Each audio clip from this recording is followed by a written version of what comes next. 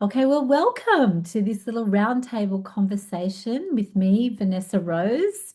And today I'm welcomed by Terra and Krystal, two of my regenerative health colleagues from the Institute of Regenerative Health.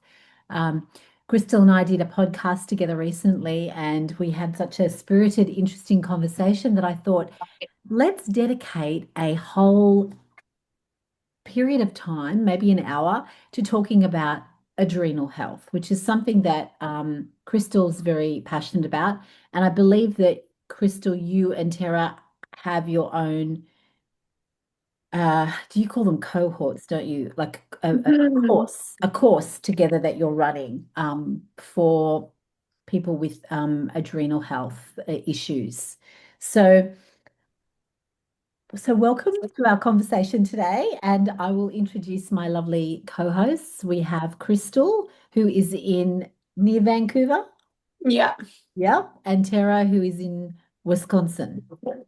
Yes, perfect. All right. So Terra, do you want to tell everyone a little bit about you and what you're up to? Yeah. So, like Vanessa said, live in Wisconsin. I was previously, or I still am, an RN, and went back and started a regenerative health career because I'm passionate about a different side of things.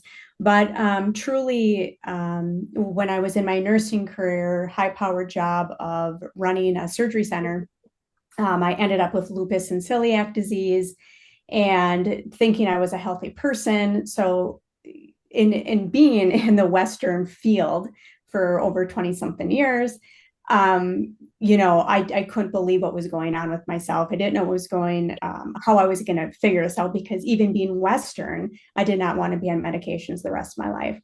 So I truly was looking for something different and really prayed about it. And God brought me to regenerative health. And through regenerative health, it's just a different way of thinking. And so, coming from the Western, I still use a lot of my knowledge from the Western field, but now I get to help people heal in a different way because there's other options. Being in the healthcare field, I think it's great. We need it sometimes, but there's disease is optional, right? So there's a different way of looking at it and healing the body that we are never told. We aren't taught that going through that part of it. So I've been doing this for over 2.5 years and doing cohorts, doing one-to-ones, and I love it. I'm seeing great results with people, especially with autoimmune diseases, adrenal stuff, gut stuff, everything. So it's been really great. And I got to collab with Krystal too in some cohorts. So it's really exciting and I'm truly passionate about it. Awesome. Krystal, you're up. Me. Yeah, so I am based out of, just about an hour outside of Vancouver in Canada, and I am running my practice primarily out of my home and online, and so doing one-on-ones as well, and then running cohorts. And so it's really a massive passion of mine. I too had my own health journey where I was diagnosed with Lyme disease, mold toxicity, and extreme adrenal fatigue. My system just crashed. And so a lot of my journey looked at understanding first and foremost what was happening within my body. Like, why was my nervous system buckling? Why were my adrenals so fatigued? Why couldn't I come out of this chronic anxiety state? And then it really kind of propelled me down the road all the way through to regenerative health. And so it was foundational in my healing journey. And it's really my passion now to show and teach other people about the wisdom of their body and how to truly regenerate their system. And to do it from a whole body perspective, from an emotional, spiritual, and a physical standpoint. And so yeah, I'm so grateful to be able to have these conversations and just to bring more awareness to the table of the brilliance of our body and what goes wrong when we live a modern Western lifestyle. Awesome. And as I said before, I'm Vannessa and I am in Sydney in Australia. I met these ladies through the Institute of Regenerative Health, which is where I did some of my training. I have been in practice for a couple of years in regenerative health, and I bring a different type of uh, combination, I guess, to this work. Regenerative health is a big part of it. I also have a background in psychology. So my real passion is not just it's identity and health psychology. It's the psychology that we have around our health and our body and how it is enormously impactful in the health that we enjoy or don't enjoy. I also have a background in shamanic studies, German new medicine, um, equine psychology, transpersonal psychology, and many other little bits and pieces that I bring together to kind of form a unique type of way that I work with people. So that's a little bit about me. So now you know a little bit about us. We wanted to talk about adrenal health today because adrenal health, from my perspective, although it's not my area of expertise, mine has a lot to do with, as I said, the psychology of health and eating psychology. And I'm really passionate about weight and the body and how we hold weight, lose weight, being overweight, eating disorders, all those sorts of things, because that was my background. Um, so these two ladies have so much more, I guess, intimate knowledge of the adrenal health stuff. But I recently have, as we do with this type of work, the trauma and childhood and our emotional health is so critical to this work that as I've been doing some of my own work, I've come to realize that I have I can track back a lot of really really impactful adrenal symptoms throughout my whole life. And so it's become a really big interest of mine. So that's why I'm excited about this conversation as well. So I thought we could start by talking a little bit about what adrenal health is. What is adrenal fatigue? What are some of the terms that are thrown out there in the world? Because whilst we have a background in health, there might be people who are watching this that find themselves curious about it but don't really have any understanding. So, do you guys want to talk about adrenal health, adrenal fatigue, what adrenals are, all that stuff to start with? Absolutely. Yeah, so our adrenal glands, we have two of them in our body and they sit on top of both. So we have two kidneys and we have two adrenal glands, and our adrenal glands sit on top of them. And essentially, what they do is they produce hormones, neurotransmitters, they produce cortisol. So, cortisol is this amazing hormone that works at like inflammation.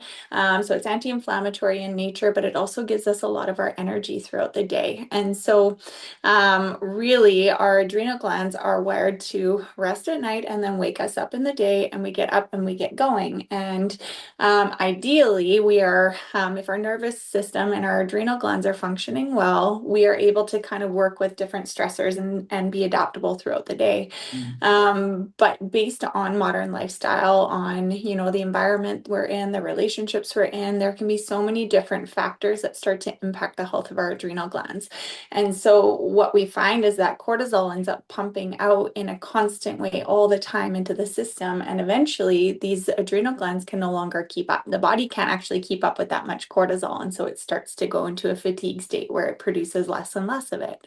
And we will start to see what's called adrenal fatigue. And so it is actually through 4 different stages. Terra, maybe you can run us through what those 4 stages are. But these stages essentially are a guidepost of like really where our body is sitting at, and it's speaking to us through symptoms. And so, yeah, I feel like a lot of people are on this scale. You'll find them where, they're quite further down the line. And oftentimes it takes to the point where they're at like stage 4, where they can barely get out of bed and they're struggling so badly for them to even have an awareness of what their adrenal glands are and why they're impacting them. Yeah, beautiful, Krystal. Yeah, to take on to that, I think our world is seeing so much, adrenal fatigue because of one of our lifestyles. way back when people had more time, they had more self-care, they had not these high-paced jobs and kids and running multi-businesses, and the kids are involved in all these events, and you do this every single day. And then to top that off, people are getting into the stages of adrenal fatigue, which I'll talk about here in a second. And it's just this continuum. And then they put caffeine and all these energy drinks on top of that to truly to stimulate those already fatigued adrenal glands. So it's really been a huge part for us at Krystal, and I really have dove deep into adrenal health because we've both dealt with it throughout our career. And now we can actually visualize it and say, oh, I had adrenal fatigue, like Vannessa, you said, like years ago, right? Yeah. And so it's crazy when I look back and I think, how did I do all that? And then I wonder why I ended up being sick. But the stages of adrenal fatigue is the first stage is that person that I always call them like a hyper poodle. They're constantly moving, they're constantly talking, they're cleaning, they're always doing something. They won't even a lot of times look you in the eye because they're just always going and going and going. And so this hyper vigilance. They're just so hyper all the time. And then you start going into did you say a hyper poodle? Yeah. Yeah, I look like a poodle dog. I love that. A hyper poodle. They're so yappy. Yes, that's so funny. One of the analogies I always use, people seem to relate with that. Yeah, I love it. Yeah. But then you come into stage 2 where your body is starting to get fatigued. Your adrenals are starting to wear out a little bit. And you're starting to notice a lot more fatigue, and you don't have that rambunctious feeling all the time. And then you get into more stage 3 where you need naps. You need 10, 15 naps throughout the day because your adrenals can't sustain pumping out that cortisol. Everything is fatigued. I mean, they're literally shrinking. I think of a date or something that just starts shriveling up. And then stage 4 is really where it completely lays you out, where a lot of times people can't even get out of bed because they are so, so tired. And so individuals, you start to see so many in stage 1 and 2. But if you've known an individual for so long, you can start to see them through these stages, which is really scary. So the 4 step, yeah, wow, those 4. So what's the difference between high cortisol and low cortisol, and who's got what? So, look, are you gonna? So high cortisol, it's where your body's still able to react to that stimuli. It's like getting chased by a tiger. So whether your day is getting up, hitting the coffee machine, getting a shower, getting ready for work, bringing the kids to school, that whole thing over and over, you have this high cortisol. So your body can just literally keep pumping it out. It keeps you going. You get the caffeine on board that stimulates the cortisol as well. And so you run on that high cortisol. And that eventually wears you out to almost the low cortisol because your adrenal glands are so fatigued, it can't keep producing that cortisol. And so that's when you start seeing the low cortisol, the low fatigue. You can't react to certain things. Where high stimulant, where let's say someone jumps out at you or one little thing and you startle all the time, versus somebody that's really low, a lot of times you can jump out and scare them and they won't even adjust to it. It doesn't even phase them because they are so low. So high cortisol is still in the early stages when you've got those startle reflexes that are like this, like it's like being in fight or flight constantly. Yeah. I resonate with that because when I was young, I've lived in a state of fight or flight all the time. And I still think that I do. I still think that I have that. Um, I wanted to ask you also, now the medical world can't measure cortisol. Is that right? Like is it a saliva test that they can do that, or they say that it's not a very good, accurate indication of a cortisol level? Is that right, Krystal? That with is it a saliva test that they do for cortisol? So primarily I've seen blood cortisol taken, and then also you can do like on a Dutch panel, you can get like a urine test.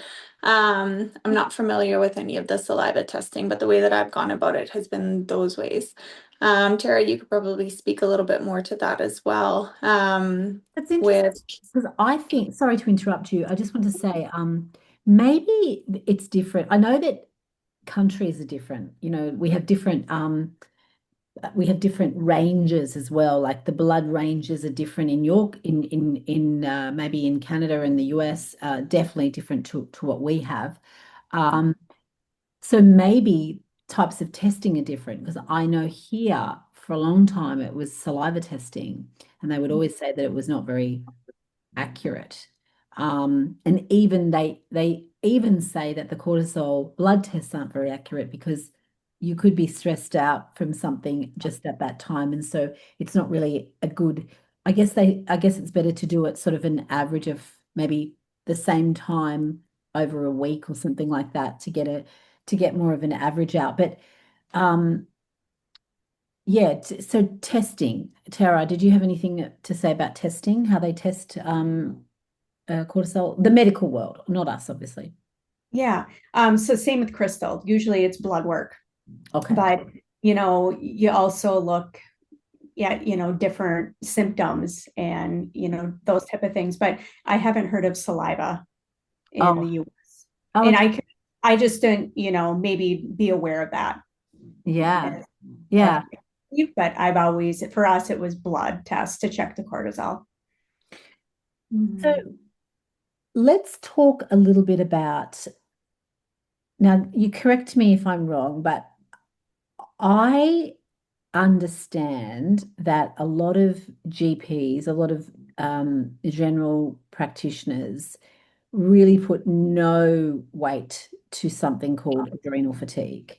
They don't agree with it being a condition or something that is, worthy of a medical certificate for someone if they want to get out of work. So what is your understanding? If obviously, Terry, you're a nurse, so you understand that medical world as well. But what is how does the medical um, world look at adrenal health? Yeah. So, from my practice and my experience, even being taught, we weren't taught about adrenal health.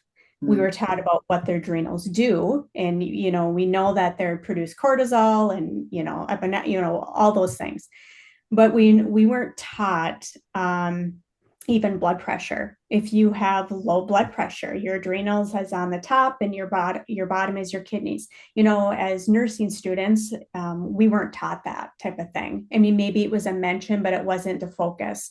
And so many people, I mean, myself included, I always had low blood pressure. And I thought, oh my gosh, I'm just the gem of health, right? I mean, who doesn't, that's awesome. Well, really, now knowing what I know is that I was in, the stage 1 of adrenal fatigue. I was at a totally different level. But in the Western, we're not taught those things, and we're not taught how to prepare for adrenal fatigue. If somebody comes in and says, "Oh, I'm super tired, I can't sleep," you run blood work. You see what happens. You tell maybe the person, you need more rest. Are you getting good sleep at night? Maybe take a medication to help you sleep. It's never directed, and not because it's their fault. That's just how we were trained. yeah. It's we're not taught about nutrition. We're not taught about different ways. And I didn't have at least I don't remember. I mean, it was years ago that I went to nursing school, but there was never a huge part on adrenal health and what this can do to your body if you wear them out, if that makes sense.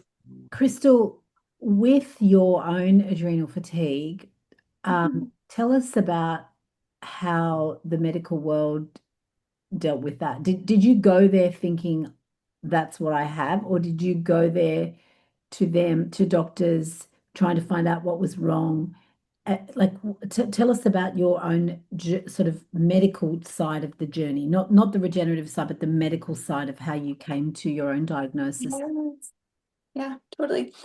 So I was going to my doctor frequently with high anxiety, high sensory, just everything. All my senses were getting heightened more and more, and it was coinciding with a lot of panic attacks, just constantly feeling wired and stuck in my head ruminating.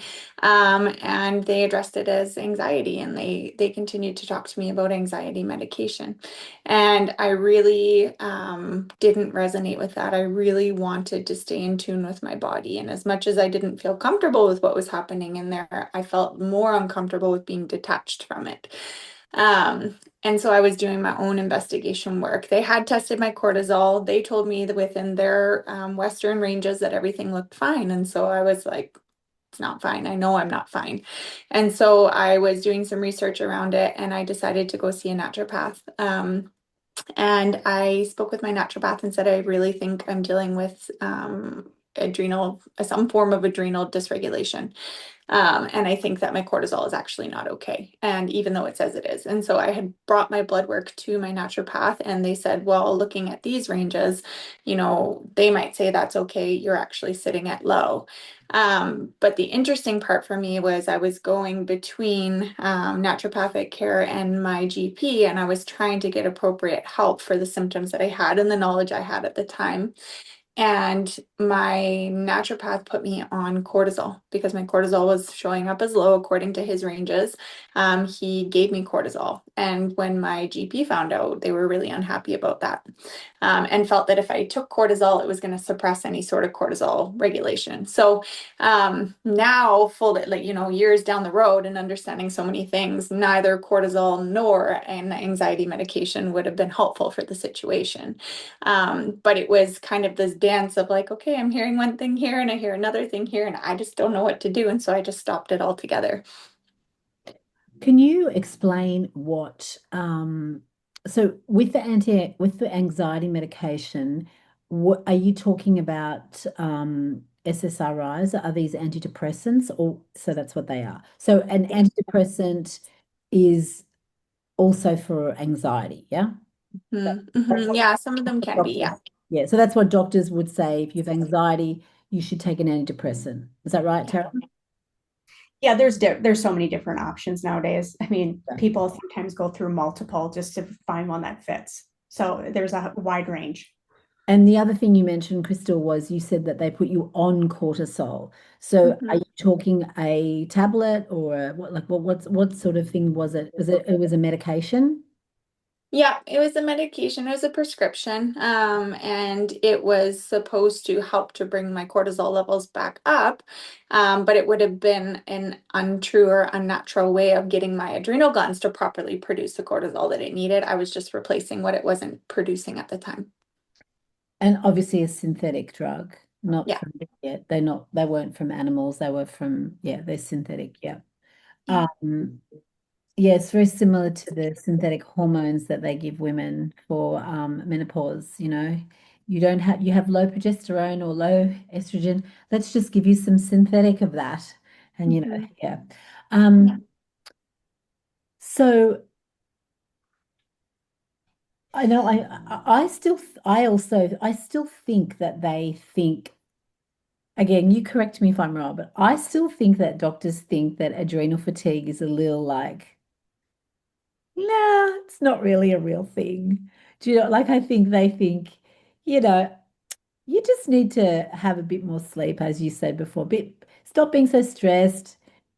I love when you go away from it, they go, right, here's your list of things to do. Stop being stressed, get better sleep, eat better, and take this medication. It's like, what? So I still think that a lot of doctors don't actually think that adrenal fatigue is a real thing. Mhm. And I know people that have gone to their GPs and said that they think that they might be going through something like that. And the doctor said that's not actually a real diagnosis. It's not actually a thing that they Mhm. put, weight to. Have you had that experience with anyone? Has any of your clients ever told you that or? Yeah, I mean, I guess my experience honestly is there's very few people around me that know what adrenal fatigue and how adrenal fatigue can cause anxiety. There's so many, I feel like there's so much anxiety out there. People don't relate it to our adrenals and our gut health. They have no idea. They just think anxiety is a mental health disorder. And that's maybe what they got because my mom has anxiety, my grandma has anxiety. So my culture where I live, nobody talks. It's rare you hear about adrenal fatigue or adrenal health at all. It's all more diagnosis, symptoms, that type of thing in where I live. So I deal with educating a lot of people because most of my clients have some type of anxiety, and everyone, I should say, that I've dealt with have some type of adrenal fatigue just because of the way we live. There's rare that I get somebody that's on that nice level. So I feel like education is huge for people. And one thing that's quite frightening is that there are a lot of children now, young teenagers who have anxiety, but who are really in the early stages of adrenal fatigue. They have high levels of stress. There's a lot of bullying. There's a lot of social media, shame. There's family. There's trauma. There's EMFs. There's very bad diets. There's dysfunctional relationships. All that's going into these young teenagers and causing their bodies to be set up for adrenal dysregulation. And then they go into their 20s and they have their children and it just becomes this big cycle, doesn't it? Mm-hmm. Yeah. So that's what the medical world, sort of the experience with the medical world is like and how they view it and how they treat it.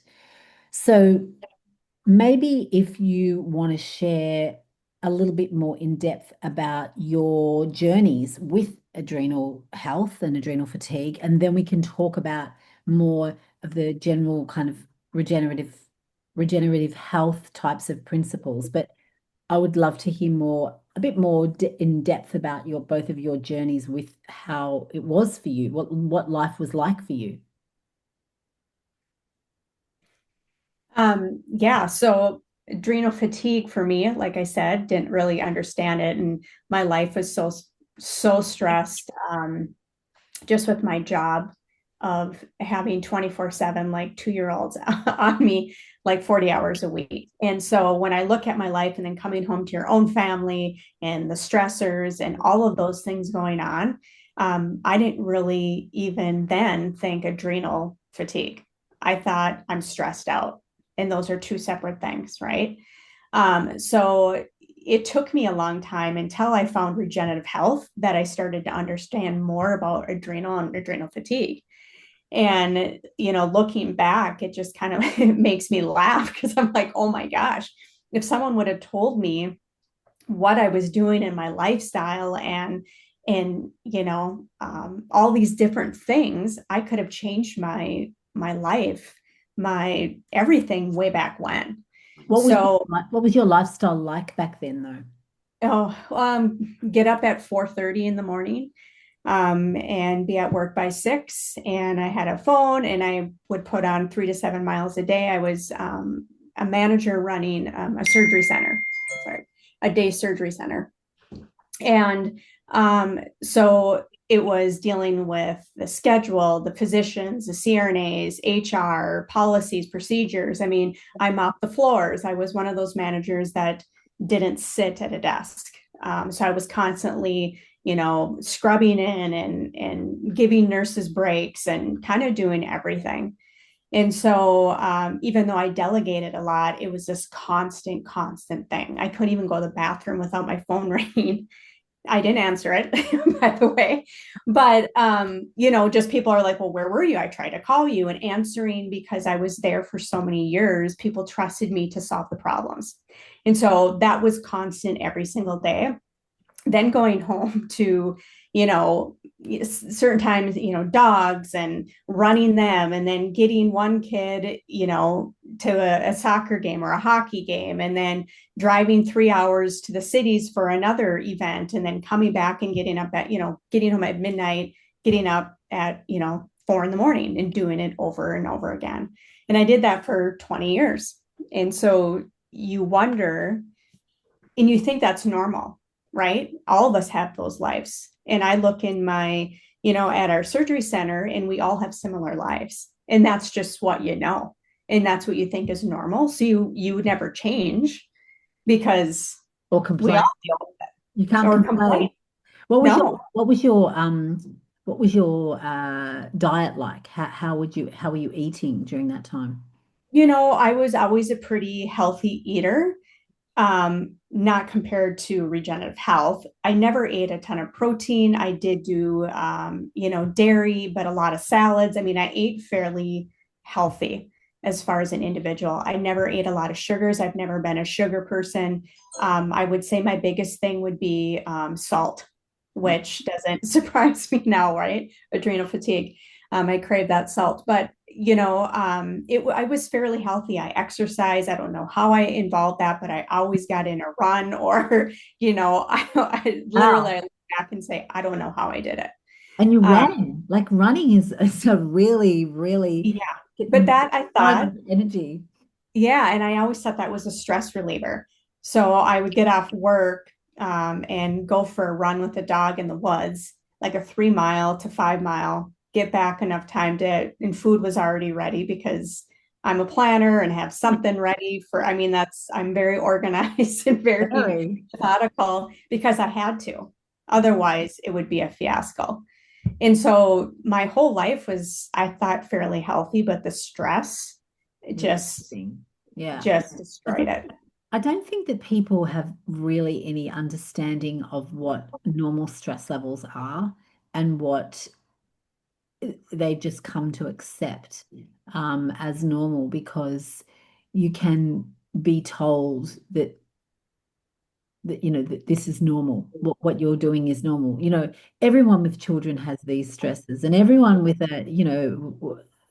with this type of lifestyle, and everyone who's a day surgery manager has that. So I think we have normalized ludicrous levels of stress, and we don't even know what is causing our stress anymore. And I think that that's an interesting idea, because you know, people think I'm going to chill out by laying on the lounge and just scrolling a little bit on my Instagram.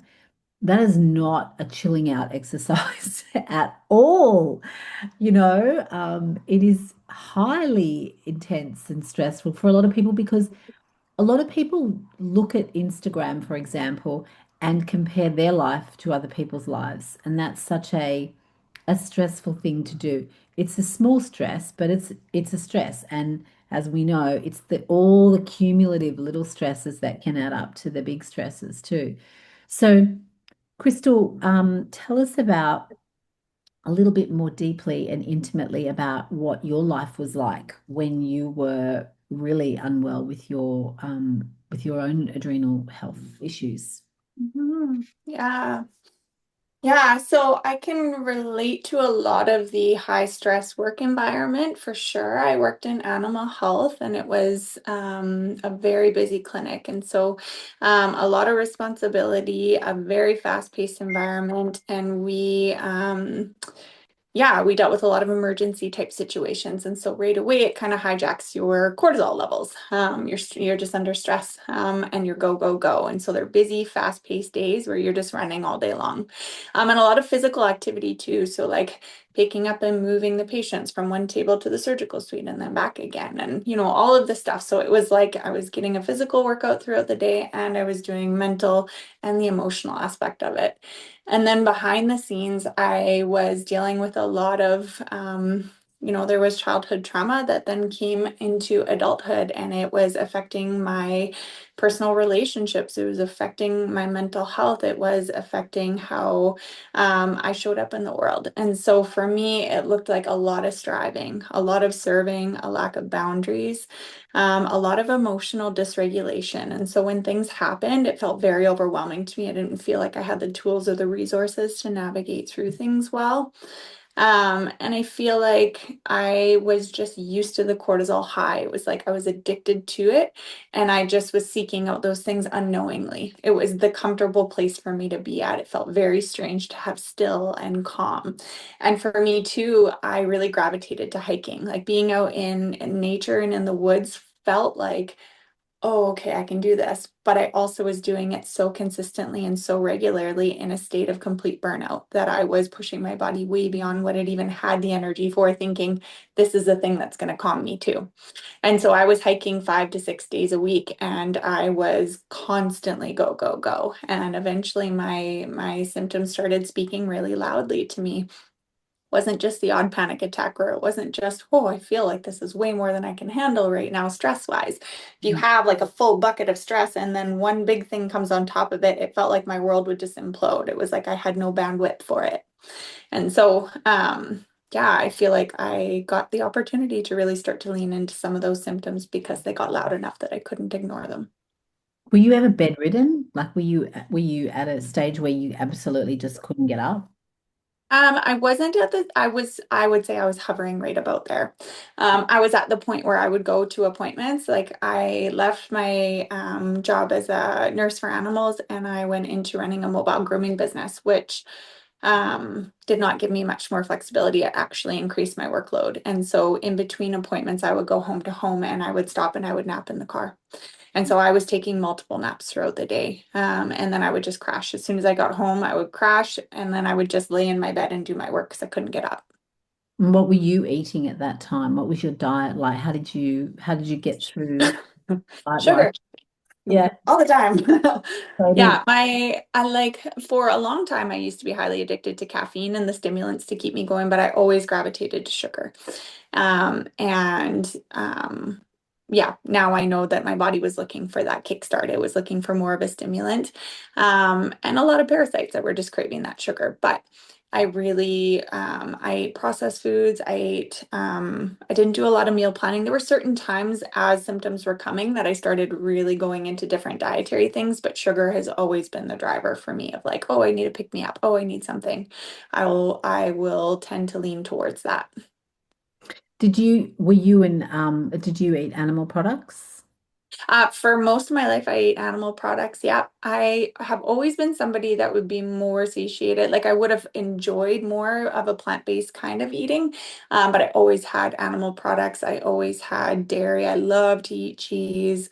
Yeah. Yeah. And Tara, did you eat animal products in your life mostly?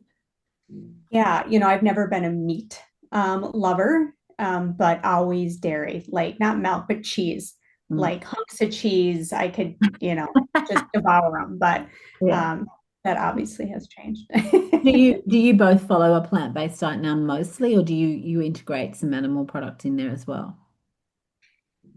Mostly plant-based.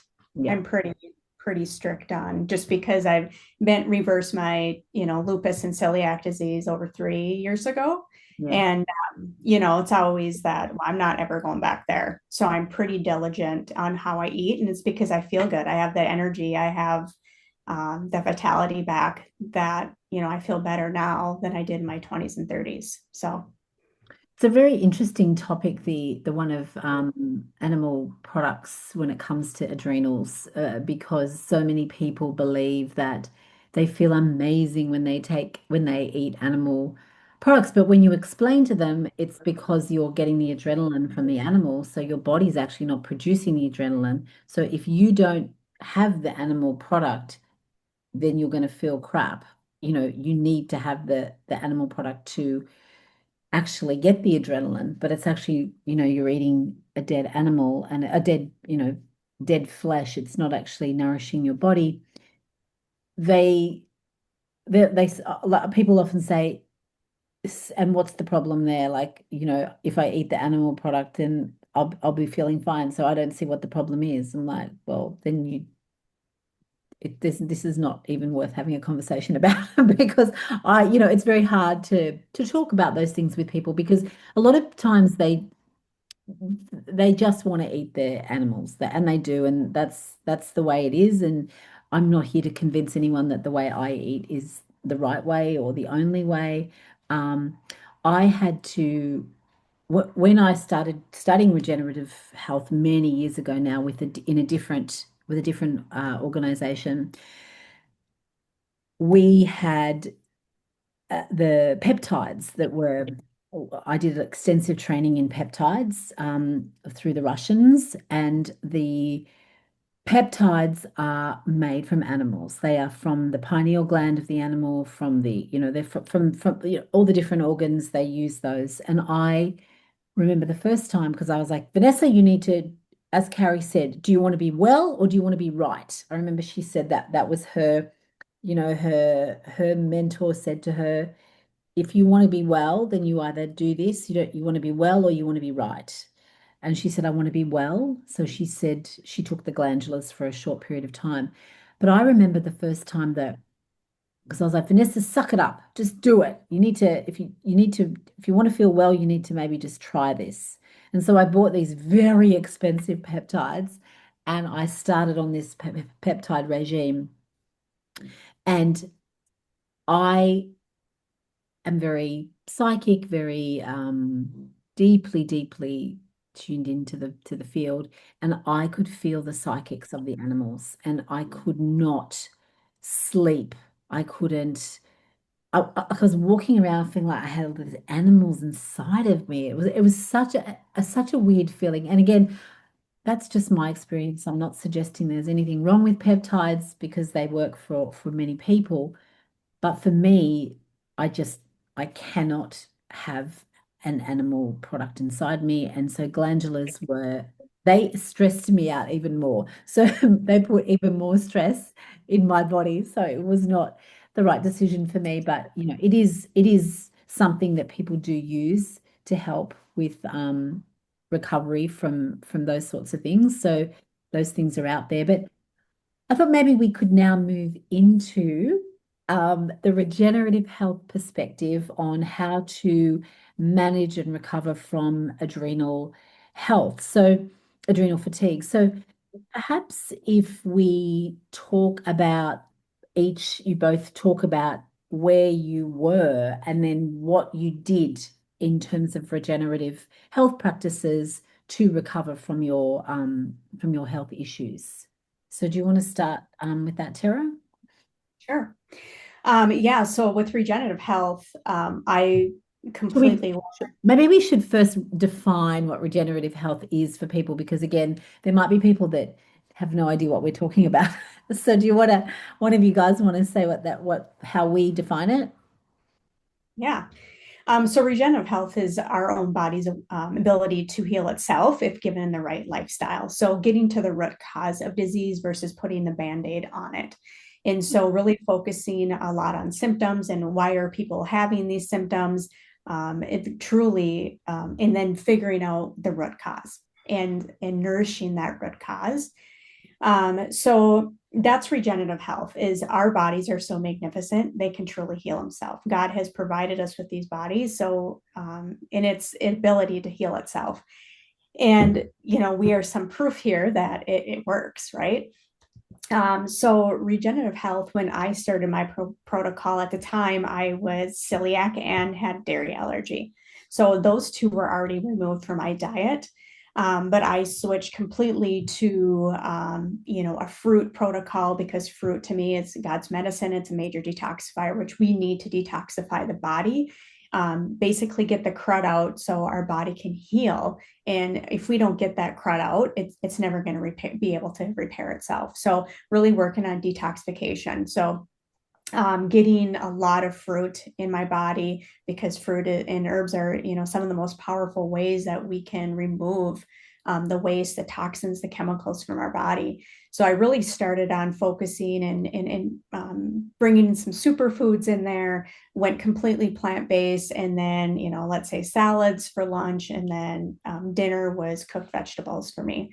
And so I continued, as the further I went, I ended up straight fruit and some superfoods for at least, I think it was 6 weeks that I did that protocol. And then once I stopped straight fruit for that long, I went always fruit till, 3, 4 o'clock, and then my meal, and then, you kind of go back. So through detoxification. So once I did that and removed a ton of parasites and felt better, went off of my medications that I was on for my lupus, and healed myself, I still actually continue that way. I now still majority of the days eat fruit until usually 3, 4 o'clock with some superfoods. And then I eat a lot of raw, like a salad. Sometimes I incorporate, especially in the wintertime, I incorporate more cooked veggies, meals type of that.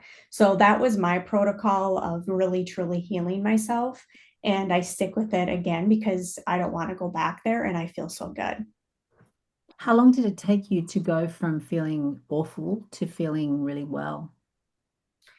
It was fairly quick for me. I'm a pretty hardcore person, and I knew when I was going to switch over to regenerative health, it's like, I'm going to either do this 100%. I'm never going to dabble in it because what's the point?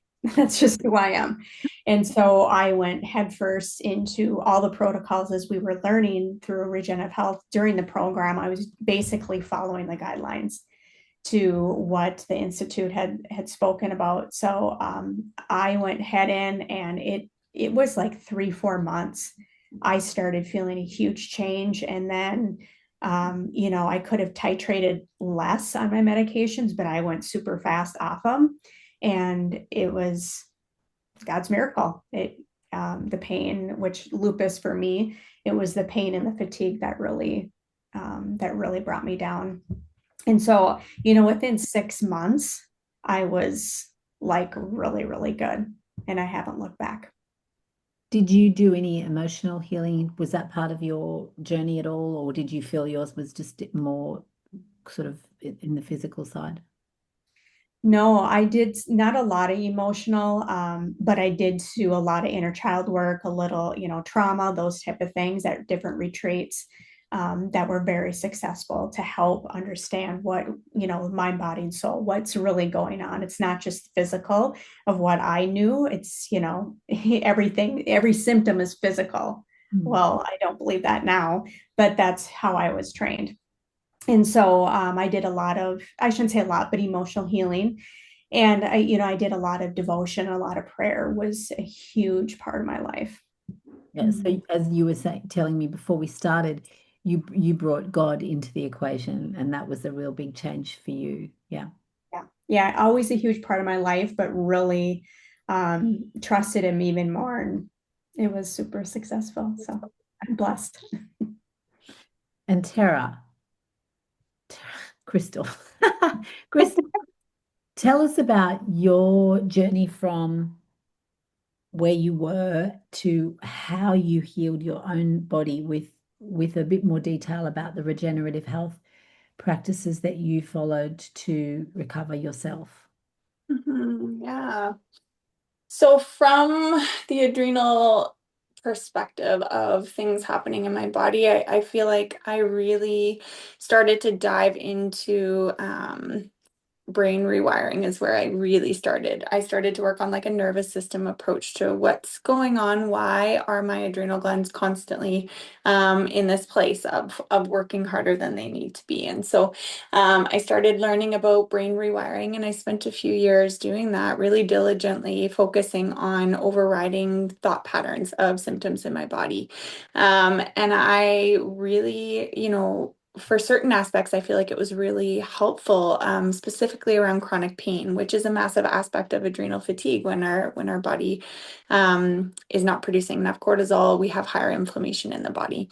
But for things like fear, I felt like I needed something more that really started to kind of bring some safety within my body. It's almost like, you have this fearful thought, and all of a sudden you're trying to like override and be like, I don't feel that. I don't feel that. Well, no, I do. I really do. I feel terrified right now. And so, I really started to focus in more on like body-based somatic exercises. What are some of the ways that I can start to incorporate senses in the things around me and bring them in and bring this feeling of safety?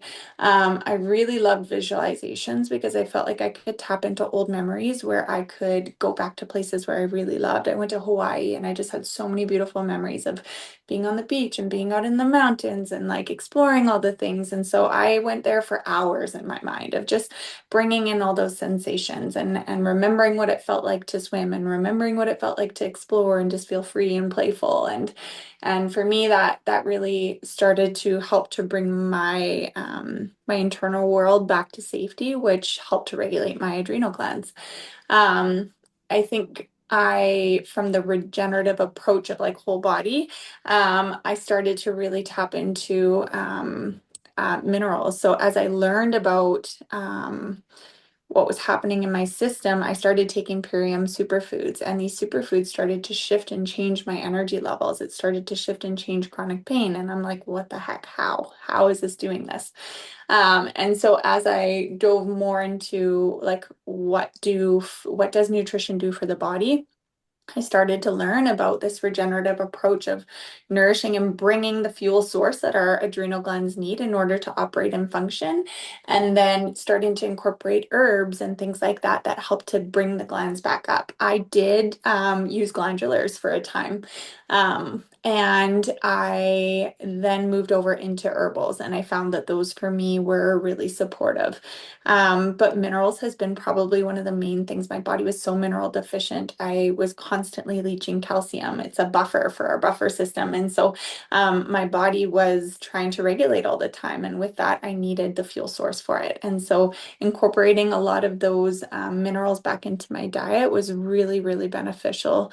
And then dealing with the whole body approach of continuing to bring safety into my body, doing that emotional regulation work for me was just foundational. So I do the nervous system approach, but I also do the emotional regulation approach to things. So it's a lot of inner child work and a lot of self-compassion and really leaning into processing and feeling emotion instead of stuffing it down or dismissing it or having ruptures where it comes out in anger or rage. Yeah. Just listening to both of you talk, it's interesting to me because Terra, you talked about the huge amounts of stress that you were under in your job and your life, and how that really contributed to your adrenal health. And then Krystal, you talk about, you know, a combination of things. So there was the, from the podcast, I remember you talking a little bit about your own family history as well. And then you talk about the job, and I mean, working in animal health is bloody stressful because you don't see very nice things happening a lot of the time. That's a lot of stress, emotional stress as well. So you had sort of your own combination of things. And then when I reflect on my own, I grew up without feeling ever emotionally safe. I felt like a lot of emotional neglect. And now this is not to blame my parents at all, but I felt deeply emotionally untethered. And my dogs just at that moment, that's I'm gonna edit it out, don't worry. That Give me one sec to just refocus until they're gone. No, that's okay. Bye. And like an emotional moment, that's when they start to bark. Talking about, yeah, so feeling that, always feeling very emotionally unsafe in the world and not feeling tethered to this world, always wanting to be in the ethers. I always wanted to be gone back to the spiritual world, and um, feeling unsafe with everybody in the world, just never feeling like I belonged or I was here. And I had so many problems, that like emotional eating problems, eating disorders. I was always very psychic as a child, and so I was always told that you were just too much. You're too much. too much energy or too much. So all of this stuff just combined to create this little girl who was just so afraid of everything in the world. Never had any safety, nobody that I felt safe with. And then when you're like that, then you attract more of that into your life. So it's just this constant flow of unsafety. And so the reason I share that is because the three of us have three different ways that we came to adrenal fatigue, which I think is interesting for people because not everyone will resonate with Terra's experience of having a highly stressful job or, Krystal's background with her own trauma, or they won't see themselves in my journey as well of they may have had an amazing childhood. And again, I want to say this, I'm not saying that your parents are to blame for these types of things. They have their own issues and their own paradigms of the world. But what my life created was so much chaos that, I had every single thing that you could possibly have wrong with you, like ADD and ADHD and anxiety and eating disorders, and like insomnia, emotion, and then uh, cysts on my ovaries and but cysts on my breasts and overweight, and I had so much liposuction and plastic surgery and like, oh, my gallbladder removed, like so many things that just added up to so much stress inside of me. So I think it's interesting to talk about our three perspectives, because our three experiences, because yeah, people will maybe see themselves in one of us and Mhm. feel that maybe the way they feel is legitimate, because I never did. I was always so ashamed that I felt so terrible. Um, and that it must be my fault. There must be something wrong with just me. It's not like it doesn't seem to be happening for anybody else. Everyone else seems to be okay. But why is it me? Like why do I have all these issues? Yeah, so I think it's interesting to share those different ways that we can come to adrenal fatigue, and how our lifestyles and our genetics, it's not just our genetics, but it's our environment and the people around us and the language we use, the caregivers we have, the schools we go to, the jobs we have, the partners we choose, the TV that we watch, the books we read, the conversations we have, everything. It's everything that kind of contributes to that. So, um, what do you think are some of the signs and symptoms that people should pay attention to if they're struggling with things that potentially could be like adrenal fatigue, adrenal health issues, so we can leave people with something that they can just be curious about? Because if they are struggling with some of these things, then they may want to reach out to a regenerative health practitioner over a doctor, we would suggest. But yeah, do you want to both talk about what you would say are the things that you would suggest people look out for and pay attention to, that can become, like they're the pre-stage ones that can become stage ones? Yeah, I love that question. Um, One of the things when I'm thinking about like from an emotional standpoint, I feel like looking at personality traits ahead of time, I think can give really strong indicators. The way that our parents have loved us or praised us can sometimes be the driving motivators for how we show up in the world as adults. So, do we feel we need to earn love in certain ways? Do we feel we need to earn respect in certain ways? And so, if there's a tendency to be even an A-type personality where everything's needs to be just right and just so in order, and you don't give yourself grace for failure, these are things I think that are so important to watch out for, because I think first they're invitations into love and self-compassion, but they are also prime opportunities where our nervous system takes over. We get in overdrive and we go, oh, I need this in order to feel safety and secure. Um, which you would think would bring regulation, but actually it drives our nervous system and it drives our adrenal glands to work harder.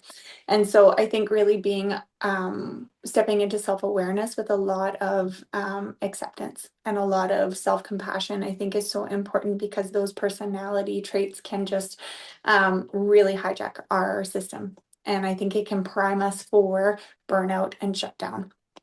I also think too, when we're looking at our relationships, are we drawn to the kind of relationships that keep us in toxic cycles? Is there a lot of fighting that comes? Do you ever have like the capacity to have healthy, open communication, things like that? I think again, from the emotional standpoint, these are really healthy things to look at ahead of time, because you know, maybe as a teenager that feels okay. You can have a little bit of drama in your relationships, but if you're in long-standing relationships and they're unhealthy and you're not able to express yourself or feel heard, these things are going to drive our adrenal glands into stress, into fight or flight, and eventually we're going to start to see symptoms in the body.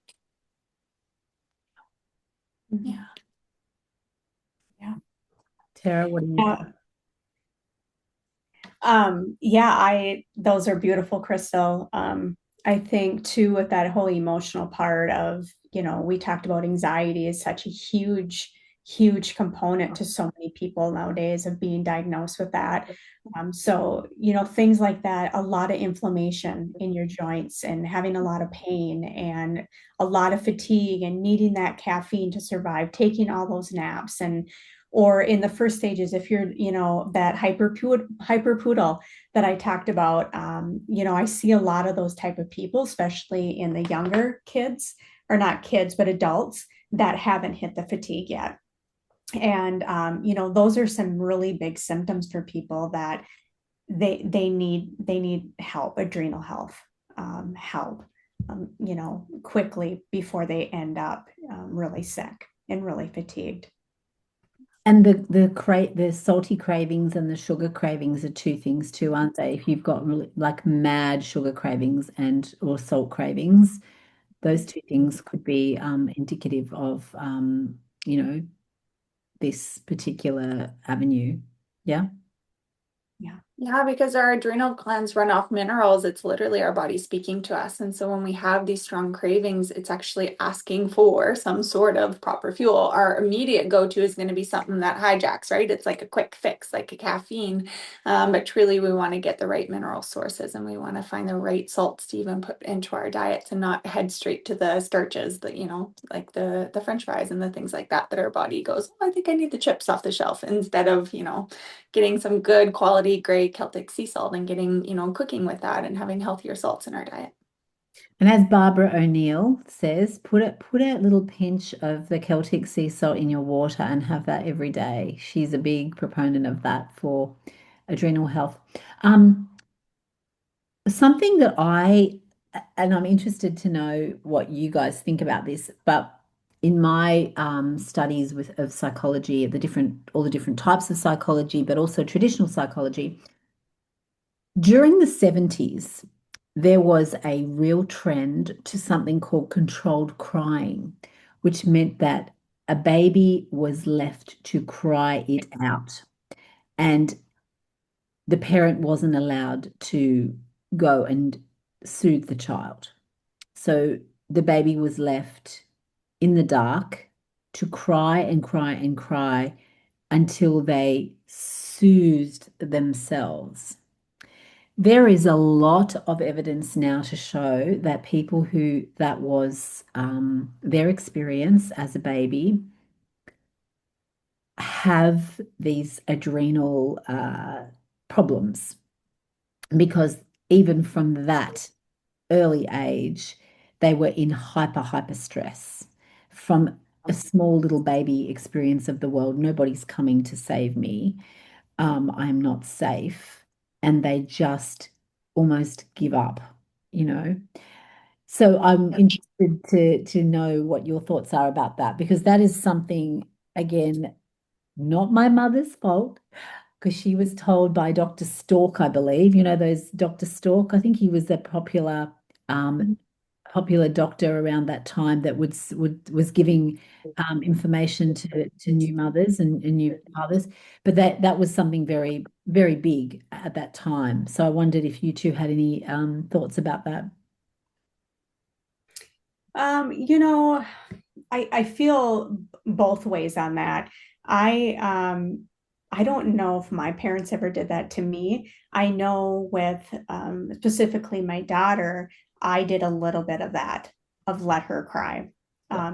Does she deal with any of stuff right now? No.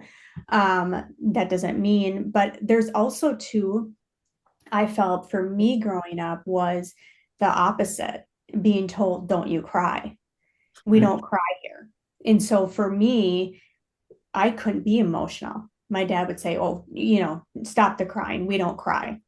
So that for me, being the opposite of not being able to release it, Yeah. was also created this anxiety of like, I can't cry, be brave, I can do this, I'm okay. So I kind of see Wow. both sides. Yeah, that's I don't. interesting, isn't it? Because again, we've got these different perspectives and they have landed with us in different ways and they still have a similar result. But yeah, that's very interesting because I imagine if you are holding it all in, then that is incredibly stressful as well, to be told, don't cry, keep it all together and yeah, and it's almost repress it. Emotional repression is a huge health issue. Huge health issue. Yeah. Did you, Krystal, have any thoughts about that? Yeah, I find both of your experiences so interesting to me. When I hear about that study, I think of co-regulation and I think about attachment systems. And I think this is where attachment systems are formed. This is how we understand how to get our needs met. And so when I'm talking about my experience as an adult of how I learned how to relate to other people or get my needs met, a lot of that was based on how my needs were met from when I was young. But it's such a, when I think about motherhood and I think about parenting, I think I want to be able to attune. I want to be able to hold space, and to be able to hear and see that there's a need in my child and to be able to come and meet that need, I think is such a nurturing perspective. But I think it can be so, I think there's just so much out there, so much information out there about the right way to do things, and you want to always make the best decisions, right? And you do the best with what you know and what you have, and really you figure it out later. Like Tara's saying, like she's looking at her daughter now going, okay, she turned out okay. She's doing okay in this. It was okay. Maybe it wasn't right or wrong. I don't know, but she turned out okay. But I think, that experience of attuning to your child's needs and giving them space to feel and allowing to do that, that's a lifelong process too. And so I love the idea that, even for me as I'm walking through an adoption process, it's like I'm going to have a child that maybe didn't have any of those needs initially met, but I also get the opportunity to attune to them now and to teach them how to regulate now and to teach them it's okay to feel now. And so no matter where we're at in the process, whether we had that when we were a child or not, we get that opportunity to reparent ourselves as adults. And hopefully we got some of those needs met when we were kids in some way, in some form.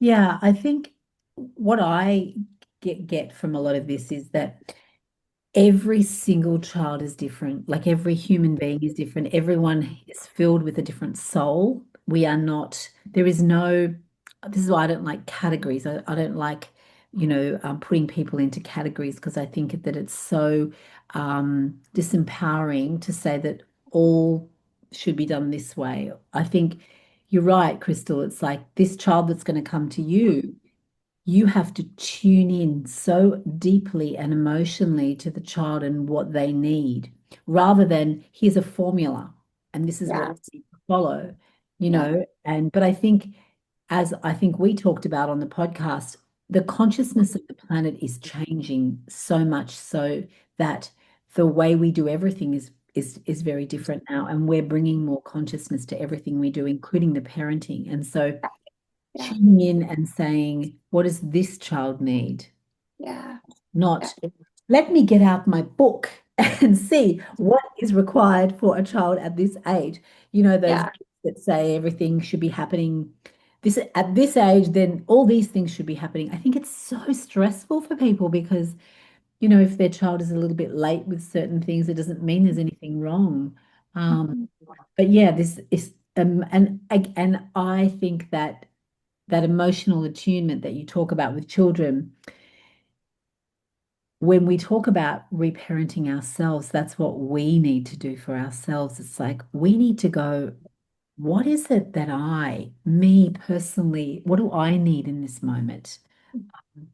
Not what I should do, but what do I want to do? What is it that I need? And how will I feel emotionally safe? And how do I feel, learning emotional attunement to oneself is the greatest gift I think you could give yourself. Mhm. Yeah. Yeah. Yeah. So I think we've done a kind of comprehensive review of adrenal health. Is there anything that either of you want to add to that so that we could maybe actually, if there's anything you want to add to it, and also one thing that you could say to people today who can walk away and do right now. So, for example, putting Celtic sea salt in your water, as Barbara would say. Well, what is that one thing that you would suggest to people to do if there's yeah, if they're not going to go out and work with someone yet, what would you suggest that they could do? Yeah. So I think one thing I would add is like, when I dove into the brain rewiring space, I listened to testimonial after testimonial after testimonial of people that strictly focused from a brain rewiring perspective, and their bodies healed, their physical symptoms healed, and they didn't necessarily address the nutrition aspect. They didn't necessarily address the emotional aspect of things. You can focus your energy in one specific area and eventually see the fruit flow over into all the different areas. I think you can. But what I think is so beautiful and important is to do a full body approach. It's like, not just taking one piece of the pie, but literally having the whole thing. It's like, what a beautiful opportunity to nourish our bodies. We're given food on this earth and it's so healing and it's so restorative. Why wouldn't we? If we can, if we know better, why wouldn't we? And, when we know how to take thoughts captive and we know how to, take them into obedience, I feel like our thought life really does transform the way our body responds to things. So it's the whole life experience. We're not meant to just, thrive in one specific area. I think to live a full, thriving, healthy life, we get to focus on all the different areas. And so that's what I really love about a whole body holistic approach to regenerative health and restoring our adrenal glands. But I would say if there was like one takeaway of something to do, like say you're dealing with chronic pain in your body or you have a lot of fatigue, nourish. Nourish first and then figure out, okay, how do I start to work on what's the emotional pieces? Where do I need to focus in next? But really start to nourish, start to get the foundations of what they need to properly function. It's not like you try to drive a car without gas in it. Like you need to put gas in first. Maybe you need to take it to the mechanic. Maybe you need to figure out all the other things. Put the gas in first. Perfect. Sarah? Yeah. Well, that's hard to go after you, Krystal, on that one. Uh, for me, I think, again, I think it's a whole picture, but our adrenals love, again, minerals and good fatty acids. So when we nourish them with good quality products like microalgae or, just really good omegas, those type of things, that's what's really going to nourish our adrenal glands to help them maintain. So when we do want to go after, or we want to, come in and get a whole, body feel good, starting with good minerals and fatty acids is a really good way to start feeling better. And again, alkaline forming foods are just fruits and vegetables are so nourishing. Again, they're God's medicine. So let's utilize them. And they make you feel better. Like they make you feel good when you eat them. Yeah. Mm-hmm. Awesome. I think we have covered everything that I was thinking that we should cover. So I will sign us off now. But if anyone's interested in addressing their own adrenal health, I'll put the details for Terra and Krystal in our little description down the bottom.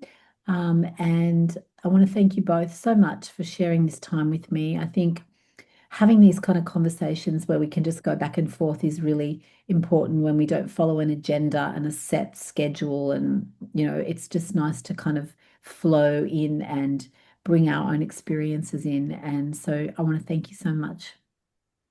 Thank you. I love this conversation. Thanks for all you bring to the table. Appreciate Yeah. your questions. Pleasure. Yeah, thank you for Vannessa, your beautiful soul, and keep shining your light. You're amazing. Thanks, Terra. And to you both too. I wish you so much success with everything that you're doing. And we are part of a revolution of regenerative health. And I think, thank God there's people like us that are, that are out there sharing, being brave to share our own stories, but also to bring this kind of medicine to the world because it's just so important. So I look forward to our next conversation when we talk about something different. But yeah, thank you for joining us today for Adrenal Health. Mhm. I'm just going to stop the recording. I need to put my glasses on.